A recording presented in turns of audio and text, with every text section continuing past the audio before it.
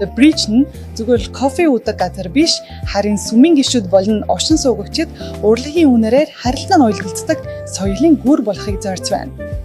Кафений Викбуланд баярлаг им жижиг үзэсгэлэнгийн орон зай нь манай хөшрүүдийн энгийн хэлний онцгой түүхүүдийг багтаадаг газар юм. Эдгээр бүтээлүүд нь The Bridge дээрэж цааюнга яригцж буй олон төрлийн хүмүүсийн дотн ярианы мөчүүдийг дурсалсан юм. Удаан хугацааны дараа кафед ирсэн өндөр настай хосын татмын ярианы төвчраг юм. Хайраа үсгэж буй залуу хосын инсрийн яриа, мөн ажлын газрын дарга буусан ажилчдын хооронд нь чөлөөтэй харилцаа, найз нөхөдтэй уулзах, баяртайгаар цуглахсан үеийн ярианы мөчүүдийг дурсалсан юм. Энэ орон зайд зорин ирдэг олон хүмүүст эдгээр бүтээлүүдийн угдаг дүр төрх шиг гэрэлтэй, дулаан энерги бэлэглэж, харилцаа хэрэгтэй үедээ дахин ирмээр санагдаг тийм орон зай болхийг хүсэж энэхүү орон зайд бүтээлээ.